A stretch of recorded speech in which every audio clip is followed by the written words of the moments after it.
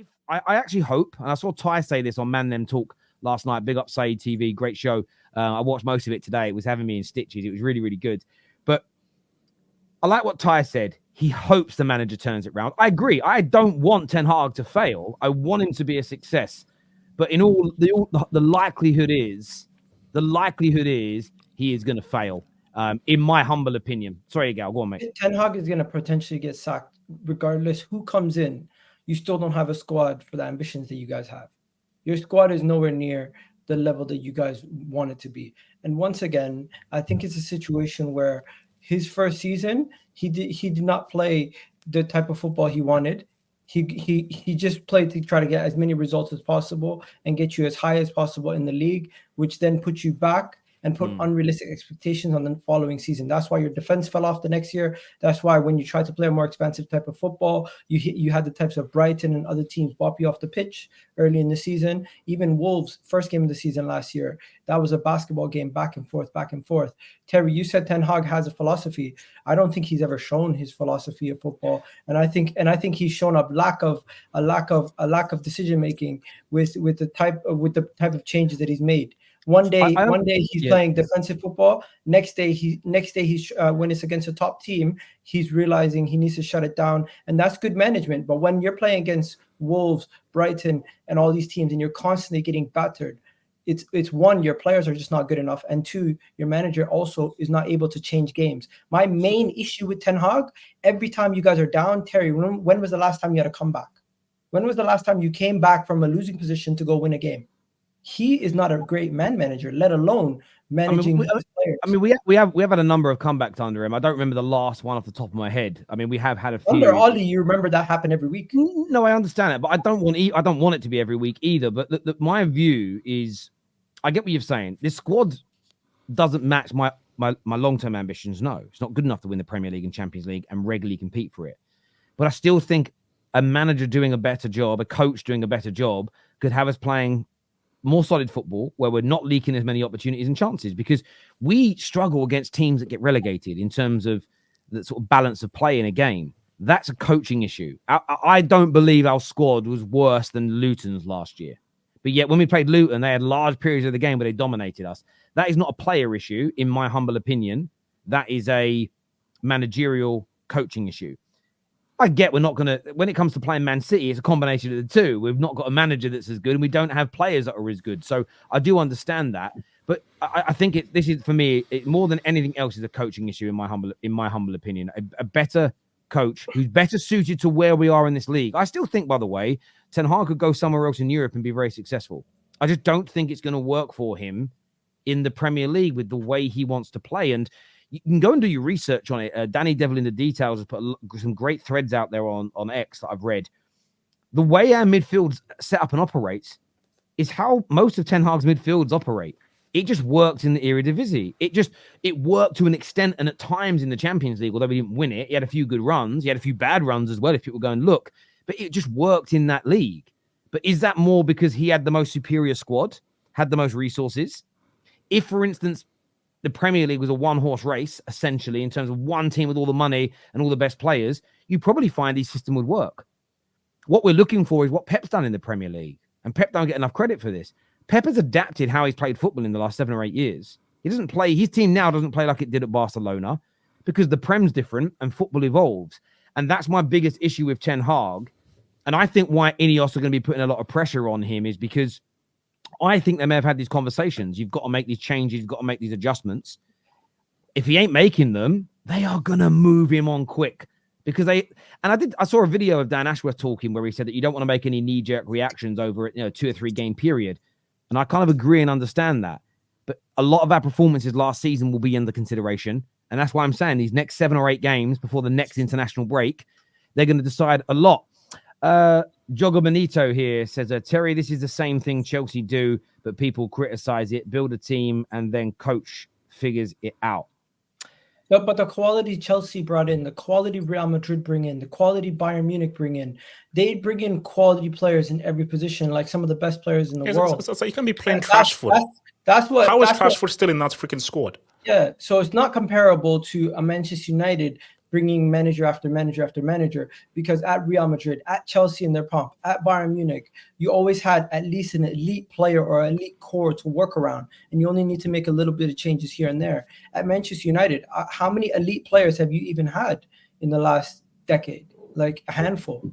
No, because I think a key thing as well is like if you look at Ten Hag and Ajax team, that was a very special Ajax team. You had De Ligt, you had Frankie De Jong, you had forgotten the guy from the left winger from Serbia. You had a very Tadic. Basically, you had a really good group of players. So was Ten Hag really a good coach?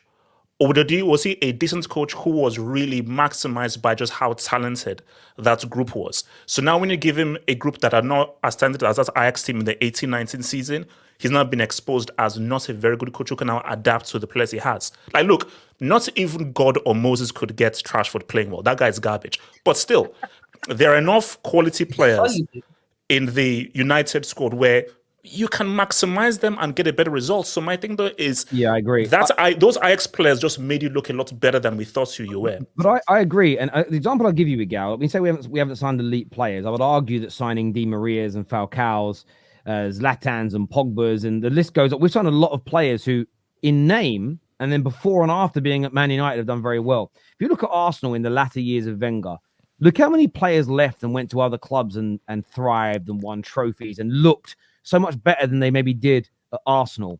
And I think that, of course, we've got some duds. I'm glad to see McTominay leave as an example. I'm gutted that Lindelof hasn't left the football club as an example. We've got other guys that have got issues with availability.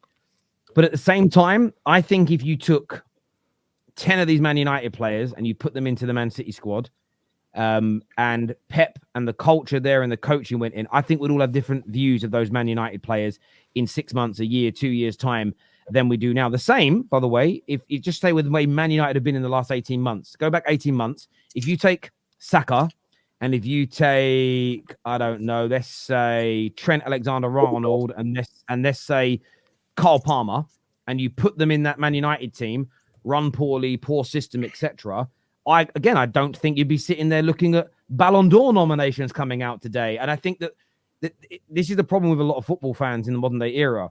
We often want to just blame the head coach or the manager, or we just want to blame a player, or we just want to blame the people running the club, and they all play a part. But you'll find that I think it's a combination of all of these things that really do create the issues at Man United. Sagnick here says that, I was simply challenging the point that chopping and changing a manager can work if you have a basis of a solid squad that can compete or is close to competing, and you can constantly change the manager to refresh things and to get the players reinvigorated. But if you don't have a solid squad and you're constantly changing the manager, as you've seen with your club, it can cause some problems. Does chopping and changing actually works though? Because you talk about Real Madrid and to an extent Bayern, but how long has Ancelotti been in the job for? I think he's been around for about just coming up to 4 years. But that's because he's winning. So I do get your arguments, but I would say this: when you look at Brighton's squad, you might agree. Would you say pound for pound, Brighton have a better squad than Man United in terms of? Would you rather buy Man United you'd say Brighton have a less of a squad than Man United? Brighton have a worse squad than Man United. Yeah, they have a worse squad than Man United in reality. But they've changed managers fairly regularly in the last few years, not 3 a season. But their expectations are also different. Hang on. But I understand that. But they have continued to progress because the club is well run and its structure is built that the manager doesn't decide how the club operates. The manager comes in and his job is to manage that first team only. He manages the first team and he coaches them. So for me, I understand where you're coming from. However, I think that if you've got a manager that's struggling, that isn't getting the best out of the squad, you can move the individual on. And I believe that, and that's why I believe with Arsenal, if Arteta fouls this year and you get rid of him, I don't think everything that's been built over the last 5 years falls apart. I really don't believe that, because your club isn't built in the image of Arteta. Arteta's helped to build your club's new structure, but he isn't the structure. He is the head coach, stroke manager of the first team. The rest, everything, we've seen it with Klopp. Klopp's left and everything else at Liverpool is operating as normal. Most Man City fans will tell you when Pep leaves, it isn't as though he's going to leave and the club is going to hire Simeone and change every facet of the football club. It will look for, and they're never going to get a manager as good as him, but they're going to look for somebody that can manage that squad and manage within their ecosystem in a brilliant way. So I'm all up for I sacking think Ten Hag. Brighton's a terrible example, Terry, because Brighton went from finishing 6th to finishing 12th, conceded way more goals and scored less goals and had their worst finish in like 5 years. However, it was their first year in Europe, though. Yeah, you're taking the context out. Their first year in Europe, and what they also lost last year was McAllister and Caicedo. And this is where Brighton, last year's criticism of Brighton, I thought was mental. Tell me how well all the other successful teams last year would have done if in the summer you lost your 2 or 3 best players. Okay, Terry, we've seen it before. Exactly. So, well, we have seen it before, and there's a reason why. There's a reason why. Yeah, exactly. So this is why I do get your point. But for me, when you listen, and I implore you, Igal, go and listen to the podcast where the people that run the Dortmunds, run the Ajaxes, run the Brightons, talk about how they build their clubs. When you listen and go and look at the infrastructure of all these football clubs, none of them are built in the image of the manager running the manager that's currently coaching their team. None of them. So that's been my big argument against Man United for the past 11 years. Why are we still acting like Fergie's here? We need this system. That system enables you to sack managers and bring somebody new in because you're not building in their image. This here says, listen to Igal, hold Chelsea and Man United squad signings to a high standard. Wait till he talks about Sterling and how he praises it just because he's better than Eddie. You can answer that, Super Chat, Igal. Is it you? Nah, Blaze is my guy. He's just trying to make a joke about standards. What standards, bro? You guys been celebrating because you got out of the mud last season, but in the back end of last season. Igal, you've never won the UCL, so relax. Igal, Igal, your club doesn't even speak a basic UCL. You don't even speak a basic UCL. Bro, so let's just relax, bro. You haven't even played a UCL game for the last 2 years, so noise it. You've never won the damn trophy, so you can't talk. And you don't even know what the new format is like. You've never been in the club, bro. Look, just focus on winning that trophy once, and then get back to me, please. You guys keep going back to the same old joke. We're in 2024. Show me some actual great performances. Yeah, we're in 2024, and you still ain't won it. Yeah, grow up. That does not change anything. Igal, try and speak a basic UCL at least. See, we speak fluent. You try and at least speak some basic UCL. Then we can get back to You've only won it twice. Speaking Champions League in the Conference League. Good job. Yeah, Chelsea are fluent. Liverpool, you're like Man United are bilingual, and I don't know what you call Liverpool. Liverpool, it's like okay. We are advanced. We're advanced. We're advanced. But Arsenal don't even speak a basic. You don't even know the basic words. Spurs. I've just heard a rumor that Spurs have ordered Rosetta Stone. It's a lot of way. It's a lot of way. That's what they're doing. But listen, I hear the criticism of sacking a manager early, but again, maybe I've just spent too much time reading into how clubs operate, the structures they have, what works, and now my mindset's changed. You never seeing me asking for managers to be sacked early in seasons before. When money had been spent because the situation was different. But we will see. David, do you think Man United should sack him if things don't improve in the next 7 games? All banter aside, I know you all want him to stay, but let's just say he loses 3 of the next 7 games, draws a couple, goes out the Carabao Cup, throwing it out there. Would you be shocked if he was still the Man United manager? I'd be shocked if he's still the Man United manager in the next 3 games if your form continues how I expect it to. So 7 is out of the question. If you're still performing like this after 11 games, get rid of him, because half the league would have already progressed to a point where when you've got to now reset with a new manager, you might already be cut adrift. And like when I say cut adrift, I don't mean you're going to get relegated, but I mean like you obviously have aspirations to be in the Champions League spots. If by the time you've kept Eric and you're on 10 points after 11 games and everyone else has got 21 or 22, then it's like, oh dear, we're kind of already like fighting a massive battle. So like, I agree. You don't want to like finish your season before it's even started.